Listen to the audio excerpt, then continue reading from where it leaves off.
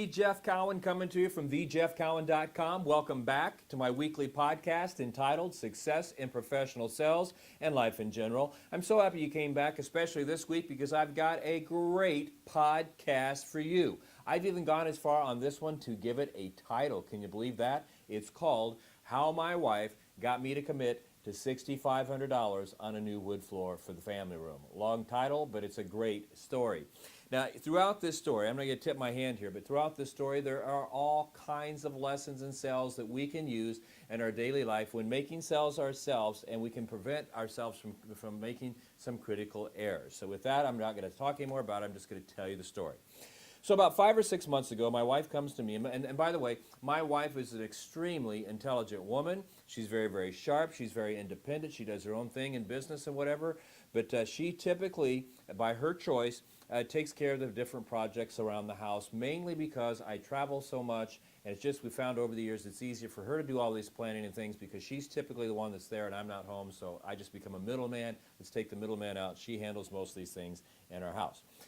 About 5 or 6 months ago, she comes to me and says, look, I don't know if you've noticed or not, but the family room floor is really starting to show its age. We put it down 12 years ago, and with the amount of entertaining and people that we have in the house, it's really starting to show its age. And I think we've done everything we can to milk as much as we can out of this floor. I think we really need to replace it. Well, I agreed with her. You know, and she asked me what my thoughts were, and I said, you know what, I think you're right. I've been noticing the same thing myself. And it is starting to look a little bit ratty. I don't know what else I can do to make it look any nicer. And with some of the events and parties that we have planned coming up and people have coming over the house, it probably is about time to do something. But I just don't know how much longer it's going to last and do what it's supposed to do.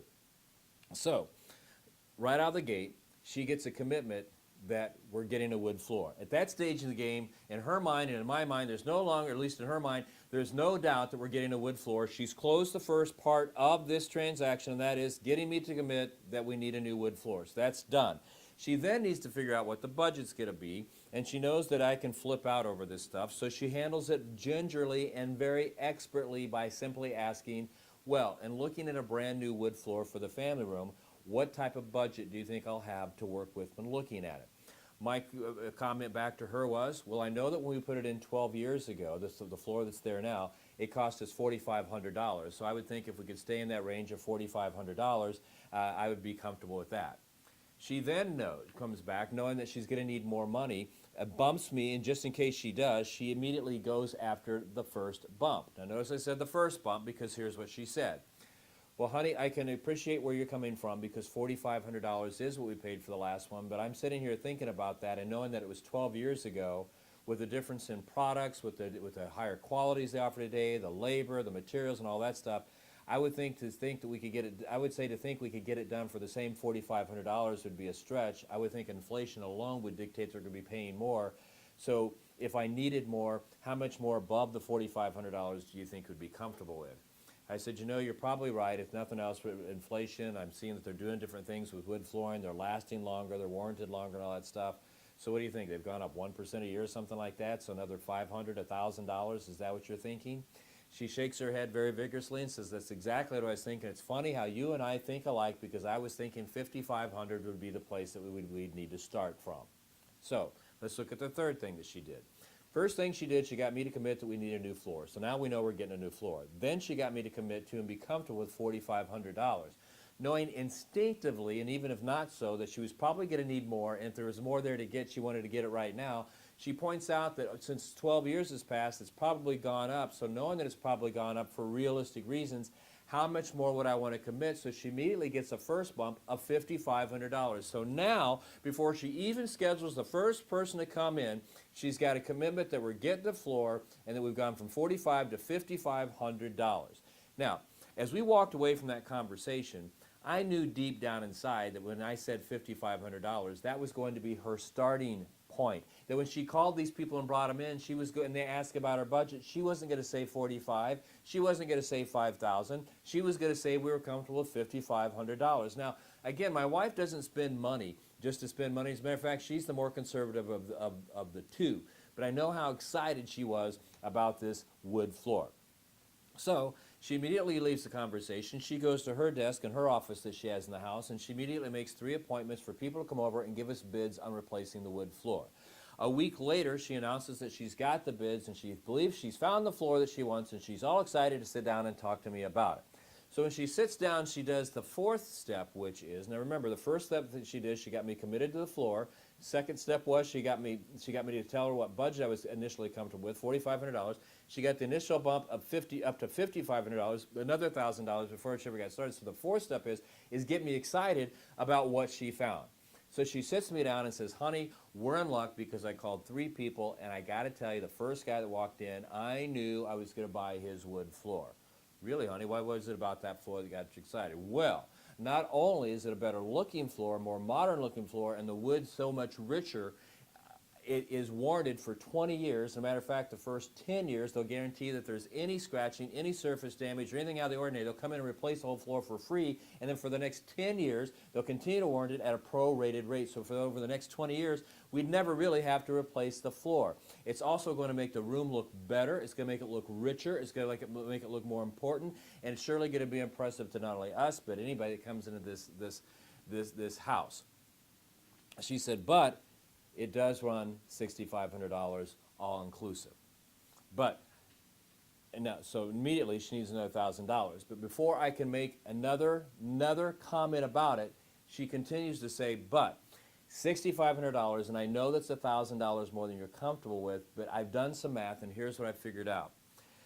Everybody else came in right around your preferred budget and investment total of $5,500. But the difference was the floors, although they look nice and they look okay in here if that's what we end up getting, they were only warranted for 5 years unconditionally, meaning the replacement for 5 years, with another 5 years prorated on top of it, which tells me in about 10 years, one way or the other, just like this floor, we're going to have to replace it. So that means over the next 10 years, we're going to have to replace this floor 2 times.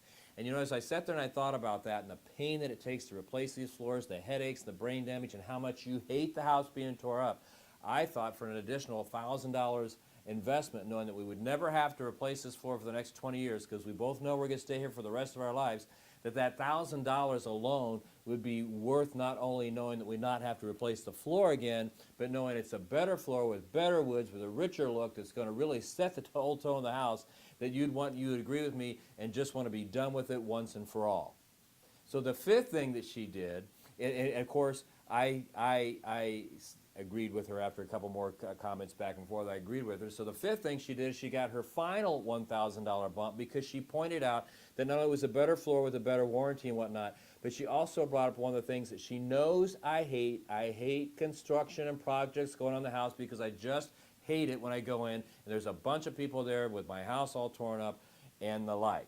My wife was smart enough to know that when she found the floor that she wanted, the sale to be made was not for $6,500. She never said, for the $6,500, here's what we get. She said, for the additional $1,000 investment, we get a better floor with a better warranty, richer look, all the things we're looking for, and we wouldn't have to replace the floor for another 20 years. The real question here is do we want to pay $1,000 more knowing we've got a floor that's good to go for 20 years, or be closer to our budget at $5,500 and replace it twice in the next 20 years? She was smart enough to know that the sale to be made was not for $6,500. The only sale she had to make when she sat down with me on that day after she'd done her research was for an additional $1,000. Smart lady. She knew it'd be easier to convince me to go in an extra $1,000 because it's just another partial speaking job for me someplace, right, than it would to get me to commit to $6,500, because see, $1,000 sounds a whole lot less than $6,500. So why do I share this story for you? What can we learn from it? Everything I was teaching you as we went along. The first step in making any sales, convince the person and make sure that they're committed to what it is that they're looking at, the product. My wife did that. She got me to commit to one to floor. The second step in any sales process is to find out what the budget is. She found out what the budget that the consumer is comfortable with. She did that with me. It was $4,500. Then she asked what I was basing that on, essentially, what was 12 years ago. And she quickly pointed out that over 12 years, labor's gone up, product's gone up, everything's gone up, so realistically, I'd have to look at spending more. So how much more would I be willing to spend? And I gave her an instant $1,000 there, so now she knows she's got $5,500 to play with, and then that was her starting point. And the final thing she had to do is find out what she wanted, or what the client wanted, right? And then once she discovered that, and she realized it was $1,000 more, she was, again, smart enough to understand that she didn't have to close me on the entire $6,500. She already had $5,500 to get the deal done. All she had to do was sell me on the other $1,000, and she did so with benefits and pointing out things that I knew I wouldn't want to deal with. Why do I share this story with you? Because, see, so many times in sales, we'll give our price, we'll do all these steps, we'll find out and get the customer committed that they want our product, we'll find out what their budget is, we'll get them to bump up because the product's better or whatever, and then once they decide on what they really want, we show them all the options, it comes even higher than that. And so let's say we start out $5,000, we get the customer to understand it's probably going to be closer to $6,000, but the product they decide they want is $7,000. So many times we try to close on the entire $7,000, never realizing the initial $6,000 is already closed, and the real sell, the only thing that matters is that extra $1,000, and that's what we need to close on. And when you close on the $1,000, it's always going to be infinitely easier to get that $1,000 bump and get that sell than if you're talking the $1,000 instead of the entire $7,000, because $1,000 more is just $1,000 more. It could be $10 more a month in payments, $25 more, $50 more. It could mean just slightly more down on the thing and the like. So closing on the difference between what the customer is prepared and committed to pay and what it's actually going to cost them to get what they want. The difference right there is what you're closing on, and you can easily do that by providing benefits that you know the customer doesn't want to give up and they love, and it's going to get them more excited. It's a heck of a lesson, and I tell you that we preach that here at Pro Talk, because so many times when it comes to training, I don't know if I should discuss this or not, but people seem to do it about once every 3 or 4 years. So again, okay, you're coming back, you want training, we know you want training. What we were expecting to invest, but what you did before, well, you know, over the last several years, we've done this, we've done that, we've improved the technology, so it's going to be a little bit more. If we needed more, how much more would you be willing to go? We get the initial bump, then we show them everything, and once they select what they need, okay, what they need and what they really want, if it's higher than what they've already agreed to, we all understand that the sale we made is the difference between what they've already agreed to and what it really costs. Not the total amount, just the difference in what they had committed to spend and what it's really going to take. It's a great lesson. Close on the difference. Close on the difference. That's how my wife got me to commit to new wood floors, and took me from $4,500 to $6,500. We got those new wood floors. I'm glad we got those floors. They look great, and I can tell they're a higher quality. So you take these methods, you take this process, you take these techniques, and just give it, and you use it in your sales, and you not only close more sales, you'll close bigger sales, hold on to more gross profit, you'll make more money, you'll make more commission, and life is going to be great. So there you go for this week's message. Come back next week. I've got another great message for you, but in the meantime, do exactly what I was talking about there a second ago. Go find as many prospects as you can and get them excited about your product. So excited, they have to have it today, and they pay full price for it. You get all the commission, and then you can live the life you so deserve, because between now and next week, that is exactly what I'm going to continue to do, because I do it every day. I find prospects, get them excited about my products, and then they buy them, and I take the commission and continue to live the life that I deserve, because I work hard, you work hard, and we should go for it. So between now and next week, have a great week, and I'll see you in a week. Take care.